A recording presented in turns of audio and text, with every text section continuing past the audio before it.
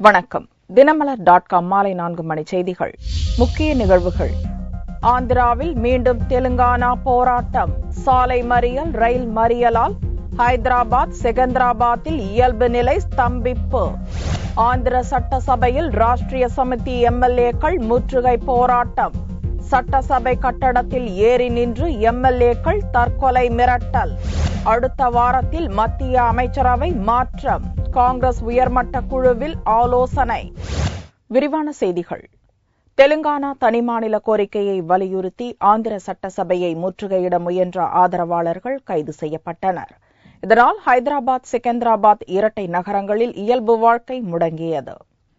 ஆந்திராவில் இருந்து பிரித்து தெலுங்கானா தனி மாநிலத்தை உருவாக்க கோரும் போராட்டம் மீண்டும் தீவிரமாகியுள்ளது. தெலுங்கானா தனி மாநில தீர்மானத்தை கொண்டு வரக்கோரி ஆந்திர சட்டசபையை நோக்கி வெள்ளியன்று பேரணி நடத்தப்போவதாக தெலுங்கானா கூட்டு போராட்டக் குழு அறிவித்திருந்தது. அதற்கு முதல்வர் கிரண்குமார் ரெட்டி அனுமதி வழங்கவில்லை. போலீஸ் தடையை மீறி ஹைதராபாத்தில் உள்ள சட்டசபையை நோக்கி தெலுங்கானா ஆதரவாளர்கள் வெள்ளியன்று காலை ஊர்வலமாக புறப்பட்டனர். சட்டசபைக்கு மிக அருகில் போராட்டக்காரர்களை தடுத்த போலீசார் காங்கிரஸ் எம்பிக்கள் விவேகா, மண்டா ஜெகநாத் உள்ளிட்ட நூற்றுக்கணக்கான தெலுங்கானா ஆதரவாளர்களை கைது செய்தனர். போராட்டத்தில் பெருமளவில் பங்கேற்ற உஸ்மானியா பல்கலைக்கழக மாணவர்களில் சிலர் தடைகளை தாண்டி கோட்டையை முற்றுகையிடுவதற்காக ஓடினர். அவர்களை போலீசார் விரட்டிச் சென்று பிடித்து கைது செய்து போலீஸ் வேனில் ஏற்றிச் சென்றனர். இதையொட்டி பல இடங்களில் மறியல் போராட்டத்தில் ஈடுபட்ட தெலுங்கானா ஆதரவாளர்கள் ஏராளமானோரையும் போலீசார் கைது செய்தனர். இதனிடையே சட்டசபையில் தெலுங்கானா தனிமாநில தீர்மானத்தை கொண்டு வரக்கோரி தெலுங்கானா ராஷ்டிரிய சமிதி, பாரதிய ஜனதா, இந்திய கம்யூனிஸ்ட் உள்ளிட்ட கட்சிகளின் உறுப்பினர்கள் மையப்பகுதியை முற்றுகையிட்டு அமளியில் ஈடுபட்டதால் சபை நாள் முழுக்க ஒத்திவைக்கப்பட்டது. கைது செய்யப்பட்ட தெலுங்கானா ஆதரவாளர்களை விடுவிக்க கோரி ராஷ்டிரிய சமிதி எம்எல்ஏக்கள் கவேட்டி செம்மையா, வினய் பாஸ்கர் ஆகியோர் சட்டசபை கட்டிடத்தின் மீது ஏறினர். தங்களை கீழே இறக்க போலீசார் முயன்றால் தற்கொலை செய்து கொள்வோம் என்று மிரட்டியதால் பெரும் பரபரப்பு ஏற்பட்டது. தெலுங்கானா போராட்டத்தை முன்னிட்டு 30,000க்கும் மேற்பட்ட போலீசார் பாதுகாப்பு பணியில் ஈடுபட்டதாலும் பல சாலைகளில் போக்குவரத்து தடை செய்யப்பட்டது. பள்ளி, கல்லூரிகள் மூடப்பட்டு கடைகளும் அடைக்கப்பட்டிருந்தன. பஸ், மெட்ரோ ரயில் சேவைகளுடன் பல எக்ஸ்பிரஸ் ரயில்களும் ரத்து செய்யப்பட்டதால் ஹைதராபாத், செகந்திராபாத்தில் இயல்பு வாழ்க்கை முற்றிலும் முடங்கி போனது. மத்திய அமைச்சரவையை மாற்றி அமைப்பது குறித்து வெள்ளியன்று மாலையில் காங்கிரஸ் உயர்மட்ட குழுவில் முடிவு செய்யப்பட உள்ளது. மத்தியில் ஆளும் ஐக்கிய முற்போக்கு கூட்டணி அரசிலிருந்து திமுக கடந்த மார்ச் மாதத்தில் விலகியது. இதனால் ராஜினாமா செய்த 5 அமைச்சர்கள் வகித்து வந்த இலாக்காக்கள் மற்ற அமைச்சர்களிடம் கூடுதல் பொறுப்பாக ஒப்படைக்கப்பட்டுள்ளது. இந்நிலையில் சிபிஐ விசாரணையில் குறுக்கிட்ட சர்ச்சையிலும் ரயில்வே நியமன ஊழல் விவகாரத்திலும் சிக்கி அஸ்வினிகுமார், பவன்குமார் பன்சால் ஆகியோர் பதவியை பறிகொடுத்தனர். அவர்கள் வகித்து வந்த சட்ட மற்றும் ரயில்வே இலாக்காக்கள் முறையே கபில் சிபல், சிபி ஜோஷி ஆகியோரிடம் கூடுதல் பொறுப்பாக அளிக்கப்பட்டுள்ளது. மத்திய அமைச்சரவையில் காலி இடங்களை நிரப்புவதற்காகவும் கூடுதல் பொறுப்புகளை வகிக்கும் அமைச்சர்களின் பணிச்சுமையை குறைப்பதற்காகவும் அமைச்சரவையை மாற்றியமைக்க முடிவு செய்த பிரதமர் மன்மோகன் சிங் வியாழனன்று காங்கிரஸ் தலைவர் சோனியாவை சந்தித்து ஆலோசித்தார். இதுபற்றி முடிவெடுப்பதற்காக காங்கிரஸ் உயர்மட்ட குழு வெள்ளியன்று மாலை கூடுகிறது. அடுத்த வாரத்தில் புதிய அமைச்சர்கள் பதவியேற்பார்கள் என்று எதிர்பார்க்கப்படுகிறது. லோக்சபா தேர்தல் நெருங்கி வருவதால் காங்கிரஸ் கட்சியில் சில மாற்றங்களை செய்வது குறித்தும் சோனியாவின் கனவு திட்டமான உணவு பாதுகாப்பு மசோதாவை நிறைவேற்றுவதற்கான வழிவகைகள் குறித்தும் கூட்டத்தில் ஆலோசிக்கப்பட உள்ளது. மேற்கு வங்கத்தில் கங்கை ஆற்றில் படகு கவிழ்ந்து 4 பேர் பலியானார்கள். மேலும் 40க்கும் மேற்பட்டோரின் கதி என்ன ஆனது என்று தெரியவில்லை. மேற்கு வங்க மாநிலம் மால்டா மாவட்டத்தில் கங்கை நதி ஓடுகிறது.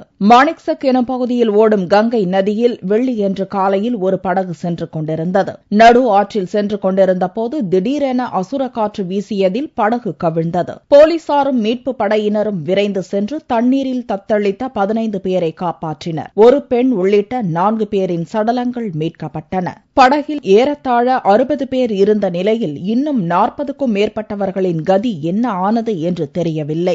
அவர்களை தேடும் பணி தொடர்ந்து தீவிரப்படுத்தப்பட்டுள்ளது. பட்டாசு வெடிமருந்து நிரப்பப்பட்ட பாட்டில் வெடித்து கிருஷ்ணகிரி அருகே மாணவன் ஒருவன் பரிதாபமாக உயிரிழந்தான். 3 மாணவர்கள் படுகாயமடைந்தனர். கிருஷ்ணகிரி மாவட்டம் உப்பாரப்பட்டி பகுதியைச் சேர்ந்த மாணவர்கள் ஜெயகாந்தன், கோமதி, சந்துரு, சிலம்பரசன் இவர்கள் 4 பேரும் நண்பர்கள். அங்குள்ள மாரியம்மன் கோவிலில் நடந்த திருவிழாவில் வான வேடிக்கை நடத்தப்பட்டது. இதில் வெடிக்காது போன பட்டாசுகளை இந்த மாணவர்கள் 4 பேரும் சேகரித்துள்ளனர். பின்னர் பட்டாசுகளை பிரித்து அதிலிருந்த வெடிமருந்தை ஒரு பாட்டிலில் நிரப்பி அதை வெடிக்க செய்துள்ளனர். அப்போது பாட்டில் பயங்கர சப்தத்துடன் வெடித்து சிதறியதில் மாணவன் ஜெயகாந்தன் மீது தீப்பற்றி உடல் கருகி சம்பவ இடத்திலேயே பரிதாபமாக உயிரிழந்தான். மேலும் உடனிருந்த 3 பேரும் படுகாயமடைந்தனர். 3 பேரையும் பொதுமக்கள் மீட்டு சிகிச்சைக்காக ஊத்தங்கரை அரசு மருத்துவமனையில் அனுமதித்தனர். பின்னர் மாணவர்கள் 3 பேரையும் மேல் சிகிச்சைக்காக தர்மபுரி அரசு மருத்துவமனைக்கு அனுப்பி வைத்தனர். இந்த சம்பவம் குறித்து ஊத்தங்கரை போலீசார் வழக்கு பதிவு செய்து விசாரணை நடத்தி வருகின்றனர். கேரளாவில் டெங்கு காய்ச்சல் பரவியுள்ளதால் தமிழக எல்லையில் மருத்துவ பரிசோதனை செய்ய கோரிக்கை எழுந்துள்ளது. கேரள மாநிலத்தில் கடந்த சில நாட்களாக பருவமழை பெய்து வருகிறது.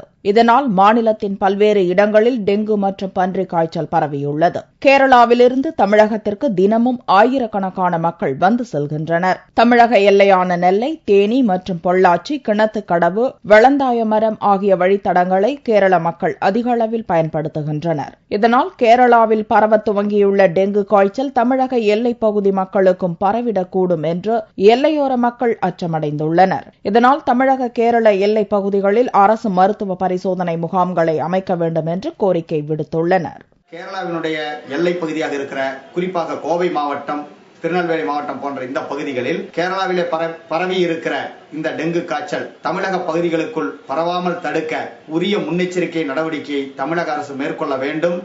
உரிய முறையில் பரிசோதனை செய்து டெங்கு அறிகுறிகளை கண்டறிய வேண்டும். டெங்கு காய்ச்சலிலிருந்து காப்பாற்ற அரசு முயற்சி எடுக்க வேண்டும் என்று நாம் அரசை வலியுறுத்தி கேட்டுக்கொள்கிறோம். கடந்த ஆண்டு தமிழகத்தில் பரவிய டெங்கு காய்ச்சலால் குழந்தைகள் முதல் பெரியவர்கள் வரை பலர் பலியாயினர். எனவே மீண்டும் தமிழகத்தில் டெங்கு பரவாமல் தடுக்க மாநில அரசு முன்னெச்சரிக்கை நடவடிக்கை மேற்கொள்ள வேண்டும். கிருஷ்ணகிரி அருகே இளம்பெண்ணை மரத்தில் கட்டி வைத்து சூடு வைத்த சித்தியை கைது செய்தனர். கிருஷ்ணகிரி மாவட்டம் பர்கூருக்கு அருகே உள்ள அங்கிநாயனப்பள்ளி பகுதியைச் சேர்ந்தவர் ராமமூர்த்தி, ஜவுளி வியாபாரி. இவருடைய மூத்த மனைவி மூலம் 21 வயதுடைய கவிதா என்ற மகள் உள்ளார். மூத்த மனைவி இறந்ததால் கடந்த 6 ஆண்டுகளுக்கு முன்பு ராமமூர்த்தி சங்கீதா என்ற பெண்ணை 2வதாக திருமணம் செய்துள்ளார். இந்நிலையில் ராமமூர்த்தி வியாபாரம் தொடர்பாக கொல்கத்தா சென்ற நிலையில் சித்தி சங்கீதா இளம்பெண் கவிதாவை அடித்து துன்புறுத்தியுள்ளார். இது மட்டுமின்றி மரத்தில் கட்டி வைத்து கவிதாவின் உடலில் சூடு வைத்துள்ளார்.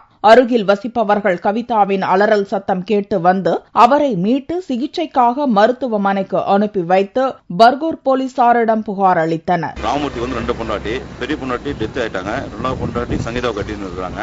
அவங்க கல்யாணம் 6-7 வருஷம் ஆகுது. அந்த கவிதாவை வந்து இப்ப 4-5 வருஷமா ஒரே சித்திரவதை டார்ச்சர் பண்ணிருந்தாங்க. மரத்தில் கட்டி போட்டு சங்கிலி போட்டு கட்டி கம்பி எடுத்து சூடு வச்சு தேங்காய் பட்டு போட்டு மண்ணில் போட்டு அடிச்சிட்டாங்க. நாங்கள் ஊருக்காரெல்லாம் பயந்து கேட்க போனால் நீங்கள் யாரும் கேட்கறதுன்னு சொல்லி சொன்னாங்க. ஊருக்காரெல்லாம் சேர்ந்து அந்த பொண்ணை வந்து ஜிஹெச்ல அட்மிட் பண்ணி எஃப்ஐஆர் போட்டு ஸ்டேஷன் ரிப்போர்ட் போட்டு எஃப்ஐஆர் போட்டோம். அவங்க 2 பேரும் அரெஸ்ட் பண்ணியிருக்காங்க. புகாரை தொடர்ந்து சம்பவ இடத்திற்கு விரைந்து வந்த போலீசார் இந்த கொடூர சம்பவத்தில் ஈடுபட்ட சங்கீதா மற்றும் துணை போன அவருடைய தாய் லட்சுமி இருவரையும் கைது செய்தனர்.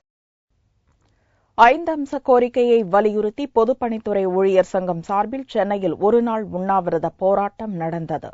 10 ஆண்டு பணி முடிந்த தினக்கூலி பணியாளர்களை நிரந்தரம் செய்வது, ஒரு நபர் குழுவின் பரிந்துரைப்படி சம்பளத்தை மாற்றி அமைப்பது உள்ளிட்ட 5 அம்ச கோரிக்கைகளை அரசின் கவனத்துக்கு கொண்டு வரும் வகையில் தமிழ்நாடு பொதுப்பணித்துறை ஊழியர் சங்கம் சார்பில் சென்னை சேப்பாக்கம் அரசினர் விருந்தினர் இல்லம் அருகில் அதன் தலைவர் செல்லப்பாண்டியன் தலைமையில் ஒருநாள் அடையாள உண்ணாவிரத போராட்டம் நடந்தது. 10 ஆண்டுகளுக்கு மேலாக தமிழ்நாட்டில் எண்ணமராக தினக்கூலி பணியாளர் பணிபுரிந்து வருகிறார்கள். அவரை நிரந்தரப்படுத்துவதற்காக ஒரு கோரிக்கையும், 2வது உதவியாளருங்கிறத ஊதிய உயர்வு கேட்டு ஒரு கோரிக்கையும், 3வதாக 19 பணி ஆய்வாளர் 19 பல வருடங்களாக நிரந்தரப்பட்டு அவங்களுக்கு பல சலுகைகள் வேண்டி ஒரு கோரிக்கையும், பணியாளர் தரம் ஊதியம் சமநிலைப்படுத்தி தருமாறு 4வது கோரிக்கையும், 5வதாக அரசாணை 50% பிரகாரம் அதாவது தினக்கூலி வேக்கன்ட் பேசி புள்ள பண்ணி தருமாறு ஒரு கோரிக்கை வைத்து இந்த உண்ணாவிரதம் நடத்திக் கொண்டிருக்கிறோம். இந்த உண்ணாவிரதத்தில் 100க்கும் மேற்பட்டோர் கலந்து கொண்டனர். உண்ணாவிரதத்தின் முடிவில் முதல்வரை சந்தித்து கோரிக்கை மனு அளிக்கவும் அவர்கள் திட்டமிட்டுள்ளனர். ஓய்வூதிய ஆவணங்களை அனுப்புவதற்கு 10,000 ரூபாய் லஞ்சம் வாங்கிய மதுரை அரசு மருத்துவமனை டீனின் உதவியாளரை லஞ்ச ஒழிப்பு போலீசார் கைது செய்தனர். மதுரை அரசு மருத்துவமனையில் டீன் அலுவலக நிர்வாக பிரிவு உதவியாளராக சங்கர் என்பவர் பணியாற்றி வருகிறார். இவரிடம் வெளிநோயாளிகள் பிரிவில் பணியாற்றி ஓய்வு பெற்ற வெள்ளைச்சாமி என்பவர் ஓய்வூதிய பலன்களை பெறுவதற்கான ஆவணங்களை ஒப்படைத்துள்ளார். ஆவணங்களை பெற்ற சங்கர் வெள்ளைச்சாமியிடம் 10,000 ரூபாய் லஞ்சமாக கேட்டுள்ளார். இதுகுறித்து வெள்ளைச்சாமி லஞ்ச ஒழிப்பு போலீசாரிடம் புகார் அளித்துள்ளார். அதிகாரிகளின் ஆலோசனைப்படி சங்கரிடம் வெள்ளைச்சாமி பணத்தை அளித்தபோது அவரை டிஎஸ்பி இசக்கி ஆனந்தன் தலைமையிலான போலீசார் கைது செய்தனர். கைது செய்யப்பட்ட சங்கரை நீதிமன்றத்தில் போலீசார் ஆஜர்படுத்தி சிறையில் அடைத்தனர். பாலியல் பலாத்காரம் செய்யப்பட்ட பெண்ணையும் கணவரையும் குற்றம் சாட்டப்பட்ட நபர்கள் நீதிமன்ற வளாகத்திலேயே தாக்கினர். இந்த மோதலில் வக்கீல்களுக்கும் சரமாரியாக அடி விழுந்தது. உத்தரப்பிரதேச மாநிலம் முசாபர் நகரைச் சேர்ந்தவர் அருண். திருமணமான சில மாதங்களிலேயே அருணின் புது மனைவியை அதே ஊரைச் சேர்ந்த இருவர் பாலியல் பலாத்காரம் செய்தனர். இது தொடர்பான வழக்கு முசாபர் நகர் மெட்ரோபாலிட்டன் நீதிமன்றத்தில் நடந்து வருகிறது. நீதிபதியிடம் வாக்குமூலம் அளிப்பதற்காக மனைவியுடன் அருண் வந்திருந்தார். வக்கீலிடம் பேசிவிட்டு நீதிமன்ற அறையை நோக்கி நடந்த தம்பதியை குற்றம் சாட்டப்பட்ட தரப்பினர் சரமாரியாக தாக்க துவங்கினர். அதை பார்த்ததும் தம்பதியின் ஆதரவாளர்கள் குற்றம் சாட்டப்பட்டவர்களை திருப்பி தாக்கினர். இருதரப்பு வக்கீல்களும் ஒருவரை ஒருவர் அடித்துக் கொண்டனர். ஒரு வழியாக சண்டையை விலக்கிவிட்ட போலீசார் கற்பழிப்பு வழக்கில் குற்றம் சாட்டப்பட்ட இருவரை கைது செய்ததோடு தம்பதியையும் பத்திரமாக அழைத்துச் சென்றனர். इसमें एक लड़की है, वो अपने पति और माँ बाप के साथ आई हुई थी. एक पुराना मामला था, उसमें विपक्षी भी आए हुए थे. किसी बात को लेके उनमें कहासुनी शुरू हो गई और इसी बात पे मारपीट हो गई. इस संबंध में मुकदमा दर्ज किया है. 2 लोगों को गिरफ्तार किया गया है. बाकी अन्य की पहचान करके कार्रवाई की जाएगी. பெரும்பாலான கற்பழிப்பு வழக்குகள் முதல் தகவல் அறிக்கை பதிவு செய்யப்பட்ட நிலையிலேயே முடங்கி விடுகின்றன. பாதிக்கப்பட்ட பெண்ணோ குடும்பத்தினரோ நீதிமன்றத்துக்கு வர அஞ்சுவதுதான் காரணம். அதையும் தாண்டி நீதிமன்றத்துக்கு வரும் அபலை பெண்கள் தாக்கப்படுகின்றனர். நீதிமன்ற வளாகத்திலும் அச்சுறுத்தல்கள் அடிதடிகள் அரங்கேறுகின்றன என்பதற்கு முசாபர் நகர் சம்பவம் சிறந்த எடுத்துக்காட்டு.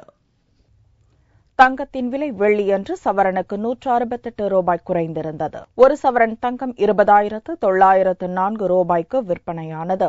1 கிராம் ஆபரண தங்கம் 2,613 ரூபாயாக இருந்தது. வெள்ளி கிராமுக்கு 40 காசுகள் குறைந்து 1 கிராம் 46 ரூபாய் 70 காசுகளுக்கு விற்கப்பட்டது. பார் வெள்ளியின் விலை 43,625 ரூபாயாக இருந்தது. இந்தியாவிலேயே முதியோருக்கு எதிரான கொடுமைகள் மதுரையில்தான் அதிகம் என தனியார் தொண்டு நிறுவனம் நடத்திய ஆய்வில் தெரிவிக்கப்பட்டுள்ளது.